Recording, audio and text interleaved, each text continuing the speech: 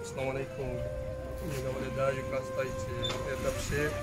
او لوسونه د امدا حال دی په دغه زړه غوړي چې زه د نور وړکې سره وګرځم زه کاپې ووایم اوس زه په لیاره روان و دا مې ولیده چې د وړکې سره مخ شوی ده خو یې دوه ورنه سپور شو بیا زه پسې ودرېدلم بیا مو چې ځای توسې ته مخته روواله دغه ته چې مې ټول ورته ګاډ شي او د دغې جنګي زندګي مې بیا دلته واپس کړي